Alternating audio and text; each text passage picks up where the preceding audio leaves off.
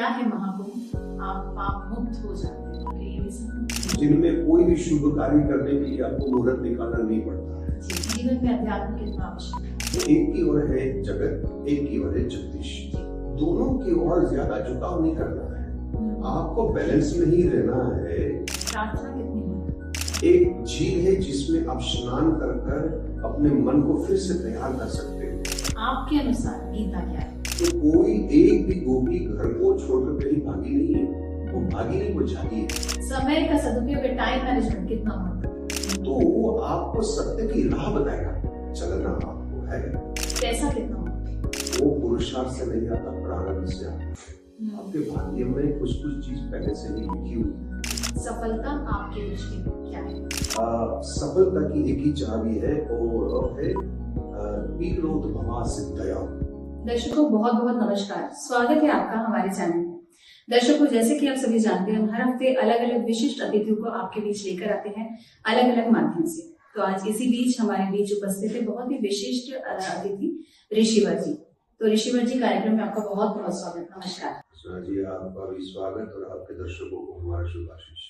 दर्शकों, जैसा मैं आपको बता दूं, ऋषिवर जी न केवल प्रोफेशनली सीए रह चुके हैं, बहुत ही अच्छे परिवार से हैं और अब ये अध्यात्म के क्षेत्र में है। ऋषिवर जी की ये गहन यात्रा कैसे रही, सुनते हैं ऋषिवर जी के माध्यम से। ऋषिवर जी, पुनः कार्यक्रम में स्वागत आपका जी। ऋषिवर, जैसे कि आप जानते हैं, 144 वर्षों बाद महाकुंभ आया है और हमारे सभी दर्शक खास तौर पे महाकुंभ के बारे में जानना चाहते हैं। तो क्या है महाकुंभ, वो हमारे दर्शकों? एक सनातन वैदिक धर्म की परंपरा, श्रद्धा और आस्था का ये विषय है। एक पौराणिक चर्चाएं आती है जहाँ समुद्र का मंथन हुआ, जिनमें से 14 रत्न में से एक अमृत, जहाँ देवता और दानवों ने आपस में संघर्ष किया। देवताओं कुंभ को लेकर भाग रहे थे, तो ऐसा बताया जाता है कि 3 जगह पर एक एक बूंद, 3 जगह पर, जैसे हरिद्वार है, उज्जैन है और ये प्रयाग, 3 जगह पर उसका बुध गिरे थे। तो माघ मकरगत रवि जब होई, तीर्थपति आवै सब कोई। सनातन वैदिक धर्म की ये मान्यता है कि जब सूर्यनारायण मकर राशि में जब जाता है, उसी समय ये गंगा, यमुना और सरस्वती नक्षत्रों की दृष्टि से अपने उत्कृष्ट अवस्था में जब आते हैं, तो माना जाता है, श्रद्धा है कि उस समय कोई इस त्रिवेणी में स्नान करेगा तो हम तो मुक्ति में मानते हैं, मोक्ष में मानते हैं, अपनी अभिष्ट सिद्धियों की प्राप्ति के लिए भी स्नान करते हैं, पितरों का उद्धार के लिए करते हैं। ये सारे के सारे कंपल्शंस जो है वो उसी समय पर होती है, 1 महीने तक ये रहता है। और भूगोल खगोल की दृष्टि से कभी कुंभ होता है, कभी अर्ध कुंभ होता है, कभी महाकुंभ होता है। तो जिसमें जैसे आपने बताया कि 100 साल के ऊपर से इस समय ऐसा हो रहा है, ये महाकुंभ है। जी ऋषिवर जी, बीच में आपको रोकना चाहूंगी। जैसे हम बोलते हैं हर 12 साल में महाकुंभ आता है, बट ये महाकुंभ है जो 144 साल के बाद आ रहा है। और खासकर इसमें 4 ऐसी तिथियां दी है महत्वपूर्ण, जैसे बसंत पंचमी है, मकर संक्रांति। ये क्यों खास है? जैसे हम बोलते हैं कि इस दिन स्नान करने का बहुत ही महत्व है, तो उसका क्या? हमारे पंचांग के हिसाब से अर्चना जी, कुछ कुछ तिथियां ऐसी होती है जिनमें कोई भी शुभ कार्य करने के लिए आपको मुहूर्त निकालना नहीं पड़ता है। जैसे आपने मकर संक्रांति बताई हो या बसंत पंचमी बताई है, अक्षय तृतीया इत्यादि जो होती है, तो ये 2 जो मेन जो खास जो तिथि है, एक मकर संक्रांति हो गई, एक आपकी बसंत पंचमी हो गई। तो इस दिन जो भी हम करते हैं उसको अक्षय माना जाता है। अक्षय माने अनंत हो जाता है। ये सारा सब श्रद्धा का विषय है। और क्योंकि किसी भी प्रकार की धर्म हो, रिलीजन हो, मजहब हो, इनका बेस जो है वो फेथ यानी श्रद्धा ही है। तो इसी कारण से कुंभ में लोग जाकर स्नान करते हैं। और ऋषिवर जी, जैसे कहा जाता है कि अगर इसमें स्नान कर लिया जाए तो पाप सच में आप पाप मुक्त हो जाते हैं, तो क्या ये भी सही? ये गलत मान्यता है, चाहे ऐसे कोई शास्त्र में कोई वर्णन है नहीं। देखो, पाप यदि मतलब टाइटल में आप शब्द लेना चाहते हो, तो वो पाप जो है ना हमारा विचार करता है, तन नहीं करता। और कोई भी तीर्थ हो, वो अपने शरीर जो है उसको साफ और स्वच्छ कर सकता है। मन को तो बिना सत्कृति, सद्विचार और सत्संग, ये त्रिवेणी संगम के बगैर आप इससे छुटकारा नहीं होता है। कर्म का नाश केवल या तो भोगने से होता है या भजन करने से होता है, तीसरा कोई विकल्प शास्त्रों में नहीं बताया गया है। ऋषिवर जी और हमारे दर्शकों को भी बता दूं, ये तो बहुत अच्छी बात है कि एक एजुकेटेड, एक शिक्षित व्यक्ति इस क्षेत्र में आया है, तो हमें जो ज्ञान को एक साइंटिफिक तरीके से भी समझने का मौका मिलेगा। बहुत सारे सवाल मेरे पास जब इस तरह के हम इंटरव्यूज करते हैं तो हमारे पास आते हैं ऋषिवर जी कि आजकल की जो जिंदगी चल रही है, भाग दौड़ बढ़ी, स्ट्रेस बढ़ी, इसके साथ अध्यात्म को कैसे मैनेज करें? देखो, आपने कभी सर्कस पे गए होंगे जहाँ एक रस्सी के ऊपर नृत्य चल रहा था, हाथ में बैम्बू रखता है और कहीं एक जगह पर झुकने लगा तो उसने बैम्बू को उसकी विरोध दिशा में उसको झुकाएगा, उसकी बैलेंस बनती रहती है। तो एक की ओर है जगत, एक की ओर है जगदीश, दोनों की ओर ज्यादा झुकाव नहीं करना है, आपको बैलेंस में ही रहना है। मतलब संसार में रहते रहते अपनी फर्ज जो भी है, अपनी जिम्मेवारी उसको निभाओ, क्योंकि अध्यात्म जो है वो शरीर का विषय नहीं है, ये अंतःकरण का है, आपका हृदय का है, आपका मन का है। शरीर कर्म करता है और आपका मन और हृदय जो है वो भक्ति कर सकता है। बैलेंस ही करना सीख जाओ, बस इतना ही। जीवन में अध्यात्म कितना आवश्यक है? जितना अध्यात्म आवश्यक है इतना घर गृहस्थी संसार भी है। वेद ने गृहस्थाश्रम की निंदा नहीं करी है, उसने कहा है धन्यो गृहस्थ, क्योंकि बाकी तीनों आश्रम गृहस्थाश्रम से अधीन है। और हमारी ब्रज की गोपियां को आप दर्शन करोगे तो कोई एक भी गोपी घर को छोड़कर कहीं भागी नहीं है, वो भागी नहीं, वो जागी है। गोपियों का वस्त्र संन्यास नहीं है, व्यवहार संन्यास है। तो आप भी ये कर सकते हो, ऐसे नहीं है तो घर गृहस्थी में रहते रहते ही आप अध्यात्म से अपने जीवन को सफल कर सकते हैं। प्रार्थना कितनी महत्वपूर्ण है? प्रार्थना का अर्थ होता है हृदय का भाव और उद्गार। आपके मन में जो भी कुछ आता है वो आप अपने इष्ट देव के सामने प्रकट कर देते हो। तो असल में क्या है, प्रार्थना एक नव जीवन है, एक झील है जिसमें आप स्नान कर कर अपने मन को फिर से तैयार कर सकते हो। एक ऊर्जा आती है, एक हॉर्मोनल सपोर्ट मिलता है, बराबर ना। तो अपनी कमियां जो है अपने इष्ट को बताना एक किस्म का जो है कबूलात मैंने कन्फेशन, ये आपने कर दिया तो आदमी थोड़ा हल्का हो जाता है। तो प्रार्थना तो बहुत काम करती है जीवन में, करनी चाहिए, सबको करनी चाहिए। गुरु कितना महत्वपूर्ण है जीवन में? देखो, कई महापुरुषों का कहना है कि गुरु बिनु भवनिधि तरह न कोई, शिव विरिंचु विष्णु के न कोई। और गुरु कैसा हो? हाँ जी। गुरु वो होता है जिस प्रकार से अग्नि के समय जाने से जाड़े के मौसम में आपकी शक्ति हट जाती है, तो वो कोई भी महात्मा के पास जाओगे तो उसकी ऊर्जा जो है वो आपका संशयों को अपने आप तिरोहित कर देता है। क्योंकि उसका काम क्या है, वेद कहता है समयम भ्रांति भंजनम। ये क्वालिटीज गुरु में अपने आप होती है, और नहीं है तो फिर आप कहीं गलत जगह पर चले गए। आप अगर किसी गुरु के पास जाते हैं तो आपको वो एक अंदर से फीलिंग आती है कि नहीं, और आपका जो आचरण है वो बहुत हद तक बदल जाता है। लेकिन मैं ये मानती हूँ निश्चित तौर पे ये तो सही है, लेकिन हम किसी एक ऐसे व्यक्ति के संपर्क में आते हैं, महिला या पुरुष जो भी बोले, उससे भी हम पॉजिटिव हो जाते हैं या उनको भी देख के हम मोटिवेट होते हैं। क्या ऐसा एक आम व्यक्ति भी हमारा गुरु हो सकता है?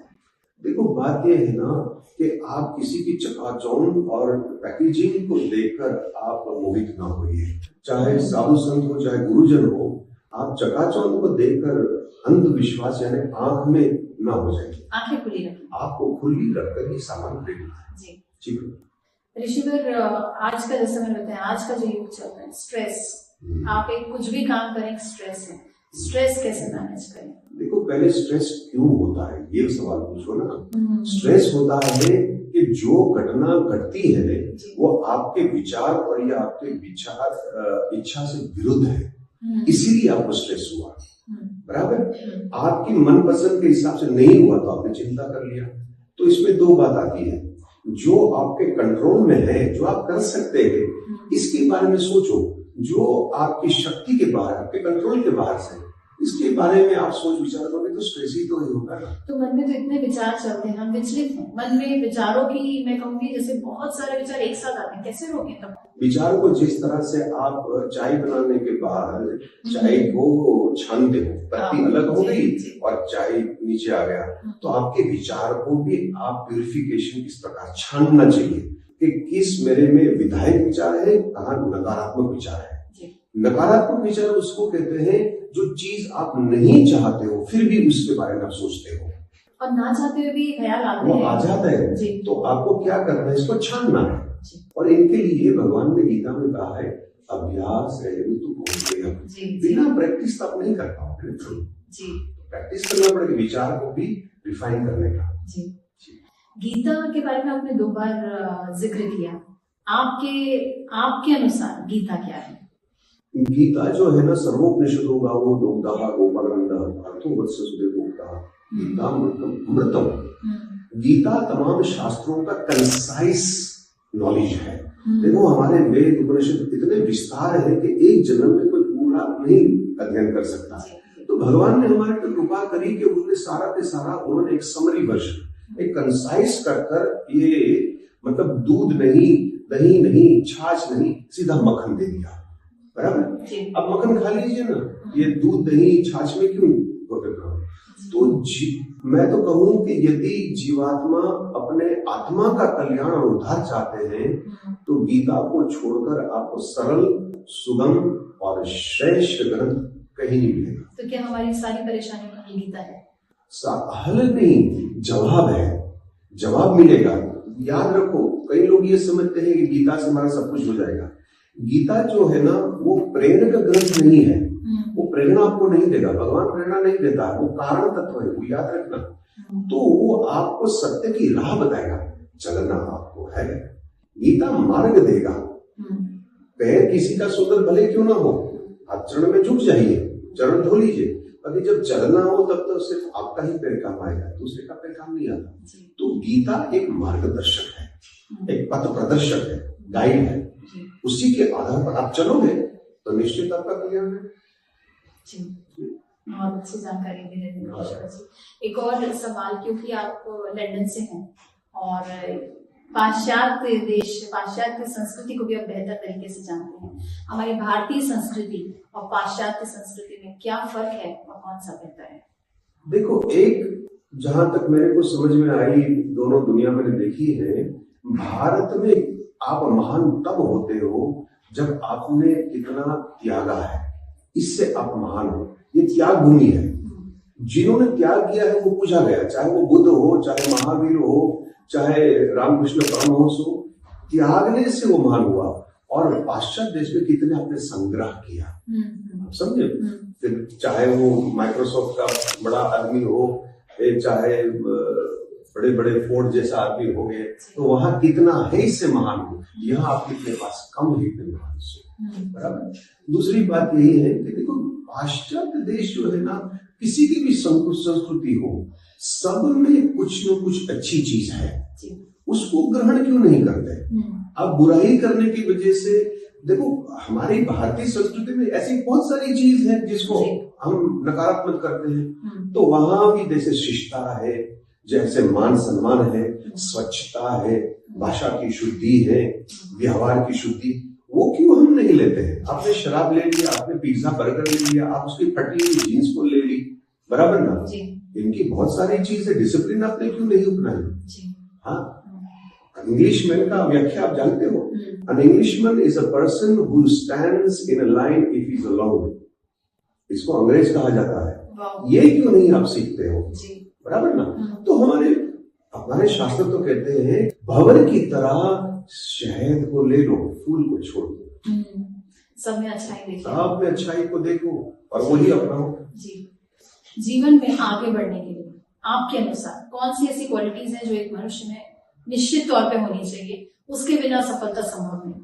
देखो, चाहे आप स्पोर्ट्समैन हो, चाहे आप फिल्म स्टार हो, चाहे आप उद्योगपति हो, सफलता की एक ही चाबी है और है पीड़ोत भवा सिद्धया। जो लोग पीड़ा सहने के लिए तैयार है, उसका संकल्प दृढ़ होगा और वही अपनी मंजिल तक पहुंचेगा। No pain no gain. लगन जो आप में होगी, लगन होगी तो पीड़ा भी सहोगे, और पीड़ा भी सहोगे तभी तो आपको मंजिल मिलेगी ना, सफलता। आलस्य हर एक जीव का सबसे बड़ा दुश्मन है। आलस आप में नहीं होनी चाहिए, उत्सुकता होनी चाहिए। सबसे बड़ी चीज लगन और पीड़ा सहने की क्षमता। करते रहो। समय का सदुपयोग, टाइम मैनेजमेंट कितना महत्वपूर्ण है? जो समय को मान नहीं दे सकता है उसको कहीं सफलता मिलती ही नहीं। जिसको कहते हैं डिसिप्लिन, वो मैं अंग्रेजों के पास सीखा हूँ। टाइम को महत्व दीजिए, क्योंकि आप दुनिया में सब कुछ कमा सकते हो, टाइम किसी को वापस नहीं मिलता। There are no remote control in your life balance, नहीं मिलेगा। इसलिए इसको सबसे प्रायोरिटी समझ को दो। पैसा कितना महत्वपूर्ण? पैसा बहुत लोग समझते हैं कि मैं मेहनत करूंगा, लिखाई पढ़ाई करूंगा, डिग्री मिल जाएगी तो खूब रुपया कमाऊंगा। देखो शास्त्र कहते हैं कि पैसों जो है ना वो पुरुषार्थ से नहीं आता, प्रारब्ध से आता है। आपके भाग्य में कुछ कुछ चीज पहले से ही लिखी हुई है। सुपुत्र, सुकन्या, साविद्या और सुवर्ण, ये 4 स जो है ना एस, वो आप पैदा हुए से पहले ही तय हो गया है, लिखा चुका है। देखो 24 घंटा तो वो माइक्रोसॉफ्ट को भी मिलता है, मुझे भी मिलता है, आपको भी मिलता है, और हमारे चांदी चौक में मजदूर को भी मिलता है। वो बेचारा 500 रुपया कमाता है और वो 5 मिलियन 1 मिनट का कमाता है। क्यों? क्योंकि प्रारब्ध में लिखा है।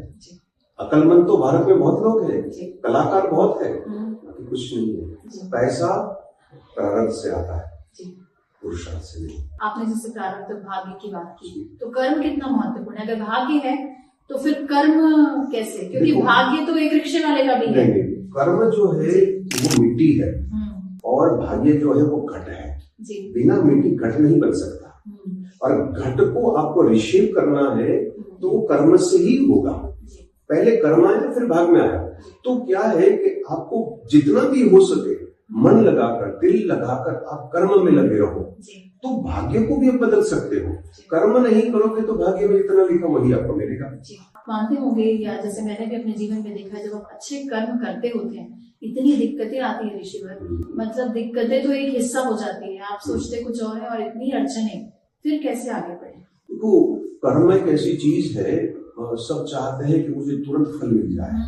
कर्म का फल तुरंत बहुत कम लोगों को मिलता है। कर्म जो है वो संचित बन जाता है और संचित से वो बनता है प्रारब्ध। तो आज आपने किया है, आपने कहा कि मेरे को कठिनाई या निष्फल हो गया, जो उस हिसाब से मिला, ये गलत है। आज आपने किया है वो धीरे धीरे कहीं न कहीं वो फल देने वाला है। आपके पास धीरज, पेशेंस होनी चाहिए। आपने किया है तो इंतजार करिए। हाँ, जो विपरीत फल मिल रहा है वो पिछले किया हुआ कर्म का फल आज मिल रहा है। तो आप दोनों को मिक्स कर रहे हो कि मैंने अच्छी नीयत से किया लेकिन ये उल्टा हुआ। नीयत अच्छी से किया है वो आगे आने वाला है, लेकिन कहीं गलत किया तो उसका फल इसके साथ ज्वाइन हो गया। तो आप इसको जो है ना डाइसेक्ट नहीं कर पा रहे हैं, इसको समझ में नहीं आ रहा। करते रहो और अच्छे करते रहो, फल तो मिलेगा जी। सफलता आपकी दृष्टि में क्या है? सफलता मेरी दृष्टि में यही है, दो जवाब दूंगा। एक तो आप अपने आप को सफल तब मानना जब कोई अनजान व्यक्ति आप पर भरोसा करे, तब समझ लेना कि आप सफल हो गए हो। आपके कोई भरोसा न करे तो आप असफल। दूसरी चीज है, वृद्धावस्था में बीता हुआ समय आपको संतुष्टि दे, प्रसन्नता दे, तो समझ लेना आप सफल हुए। ताकि वृद्धावस्था में कहीं अफसोस आया, then you are a failure। जैसे हमको कई बार रिग्रेट होता है, पछतावा होता है ना, कि ये हमने कर दिया। जैसे आज मुझे कुछ बहुत सारी चीजों का पछतावा हो रहा होगा, ऐसा नहीं होना था या ऐसा होना था। अब आप कह रहे हैं कि सफलता आप तभी माने जब पछतावा ना हो आपकी वृद्धावस्था में। इस स्थिति में अगर मुझे पछतावा हो रहा है, कैसे उस पास्ट को मैं ठीक करूं? क्योंकि पास्ट तो मेरे हाथ में नहीं। इतिहास जो है ना आप बदल नहीं सकते हो, इसीलिए हम एक गाइडलाइन देते हैं जो आज के नौजवान को समझ में आवे। तो एक तो बचपन अवस्था में महाभारत का दर्शन करो, जवानी में रामायण का दर्शन करो, और वृद्धावस्था में भागवत जो आपको बचनों करवा देंगे। ये 3 चीज आपके जीवन में आई और गुरु का छत्र छाया रही, यू विल नॉट फेल। आपका पतन संभव हो ही नहीं सकता। ये चीज आपके पास आ गई तो 3 चीज मैंने बताई, और गुरु की छत्र छाया हो, गाइडेंस आपको सही मिल जाए, तो आपका पतन और फेलियर कभी नहीं होगा। आपने तो एक, मैं कहूँगी, सीक्रेट टू सक्सेस बता दिया है, जीवन जीने की कला बता दी है जी। कैसा जीवन जिए? जीवन जिया तो ऐसे ही जाता है। सर्वप्रथम तो आप वही चीज करो जिसमें आपको प्रसन्नता हो। जिसमें आपको प्रसन्नता नहीं है वो करना नहीं। दूसरा, आप जो कर्म कर रहे हो आपको ये देखना है कि मन, वचन और कर्म से मैं किसी को नुकसान तो नहीं पहुंचा रहा हूँ। ये आपको याद रखना है कि ये न हो जाए। और तीसरी बात यह है, अधिक से अधिक लोग भविष्य की चिंता कर कर आज जीना कॉम्प्रोमाइज कर देते हैं।